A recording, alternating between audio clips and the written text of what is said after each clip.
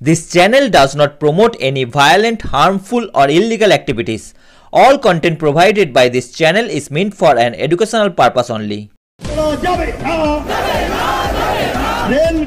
রেলগেটে দাঁড়িয়ে মানুষকে সময় নষ্ট করতে দেব না, দিচ্ছি না।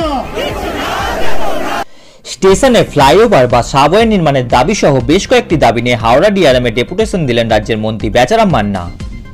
এদিন হাওড়া ডিআরএম অফিসে প্রায় 10,000 তৃণমূল কংগ্রেসের সিঙ্গুর ব্লক, হরিপাল ব্লক ও চণ্ডীতলা ব্লকের কর্মী সমর্থকদের নিয়ে হাওড়া বর্ধমান কড লাইনে জনাই রোড স্টেশন সংলগ্ন রেলগেট, পাঁচঘড়া প্রমোদা সুন্দরী বিদ্যালয় সংলগ্ন রেলগেট, পাঁচঘড়া Kalitala rail gate, Begampur rail gate, Khasrai rail gate, Baruipara rail gate, Shyampur গ্রামে, Mirzapur, Bakipur station rail gate, Balarambati rail gate, Kamarkundu Mannapara rail gate, Khagragachhi গ্রামে, Madhusudan station rail gate, Nachindanga rail gate এবং হাওড়া তারকেশ্বর লাইনের সিঙ্গুর স্টেশন সংলগ্ন স্থানে এসপি অফিসের সামনে, দলুইগাছায়, নালিকুল স্টেশন বাজার, দক্ষিণহরা গ্রামে, হরিপাল থানার সামনে ফ্লাইওভার অথবা সাবওয়ে নির্মাণের দাবিতে, সিঙ্গুর আন্দোলন লোকাল পুনরায় চালুর দাবিতে, হাওড়া বিষ্ণুপুর লাইনের ভাবাদিঘির সমস্যা মিটিয়ে দ্রুত ট্রেন চলাচলের দাবিতে হাওড়া ডিআরএম এ ডেপুটেশন জমা দেওয়া হলো। এদিন উপস্থিত ছিলেন আরামবাগের সাংসদ মিতালি বাগ, হাওড়ার সাংসদ প্রসূন ব্যানার্জি, হরিপালের বিধায়িকা ডাক্তার করবী মান্না, চণ্ডীতলার বিধায়িকা স্বাতী খন্দকার, হুগলি জেলা পরিষদের সভাধিপতি রঞ্জন ধারা সহ অন্যান্য বিশিষ্ট ব্যক্তিগণ। এদিন বহু মানুষ এই কর্মসূচিতে অংশগ্রহণ করেন। वो जाने आने का कोई तो व्यवस्था करना होगा, कोई लिमिटेड हाइट अंडरपास रहेगा तो चल जाएगा। देखो सुनिए, तो ट्रैक्टर ले जाता है और दिमाग का ऊपर में बजरा ले जाता है, ये तो जा नहीं सकता। ये 4 किलोमीटर 5 किलोमीटर लेवल क्रॉसिंग है ही,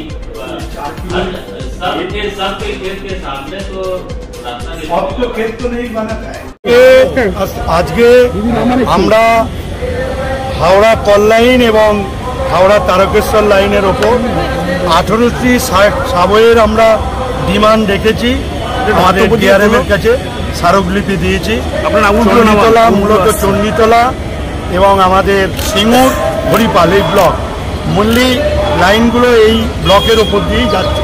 সাধারণ মানুষের অসুবিধা, রেলগেটে দাঁড়িয়ে থাকতে হচ্ছে এবং বন্দে ভারতের মতো এক্সপ্রেস চলার জন্য রেলকে ব্যারিকেড করে দেওয়া হয়েছে, লোহার ব্যারিকেড। কৃষক চাষ করতে যেতে পারছে না, ছাত্র স্কুলে যেতে ভয় পাচ্ছে, এইরকম পরিবেশ তৈরি হয়েছে।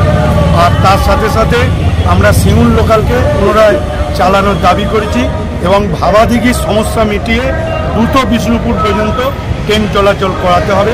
এই দাবি নিয়ে আমরা যে স্মারকলিপি দিলাম, ডিআরএম সাহেব আশ্বস্ত করেছেন, উনি বলেছেন আমি যতটা সম্ভব সহযোগিতার মধ্য দিয়ে আমার ঊর্ধ্বতন কর্তৃপক্ষকে বিষয়টা আমরা বোঝাবার চেষ্টা করব।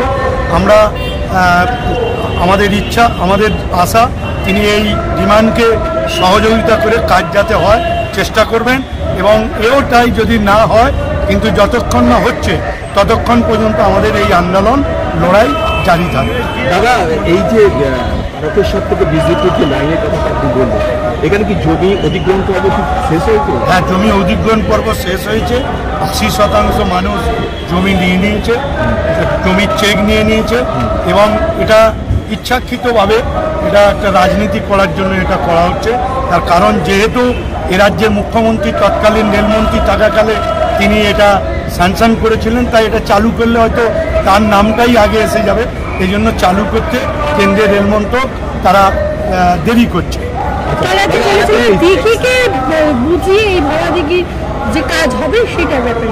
দেখুন, আমরাও নিজেরা রেল আমাদের বলেছেন যে সহযোগিতা আমরা করবো যদি বলে, কিন্তু আমরা বুঝতে পারছি রেলের সদিচ্ছা নেই। রেলের যদি সদিচ্ছা থাকতো তাহলে এতদিন হাওড়া থেকে বিষ্ণুপুর রেল লাইন মানে ট্রেন চলাচল শুরু হয়ে। এই কাজটা কি চাইছি আমরাই তো রেল বাজেট, আপনারা কি মনে করছেন বা আপনাদের যারা এমপি আছে তাদেরকে দিয়ে এই বাজেটে যাতে টাকা অ্যালোকেশন হয় সে ব্যাপারে কিছু আলোকপাত করবে? দেখুন, এ রাজ্যে 2014 সাল থেকে বিভিন্ন প্রকল্পে 27 টাকা, 125 টাকা বাজেট দেওয়া হয় প্রকল্পগুলো।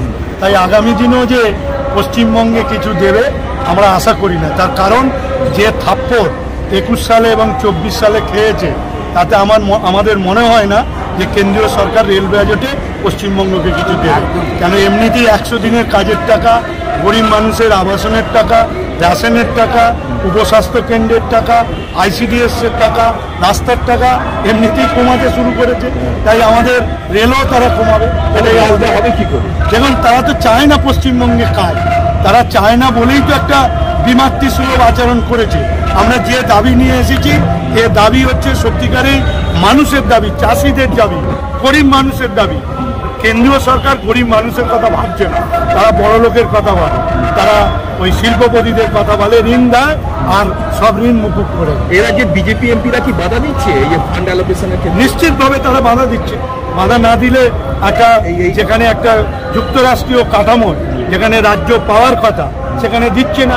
এর কারণ, প্রধানত কারণ হচ্ছে বিজেপির তরফ থেকে বাংলার উন্নয়নকে স্তব্ধ করার জন্য কেন্দ্রীয় সরকারের কাছে বারে বারে অবজেকশন জানায়।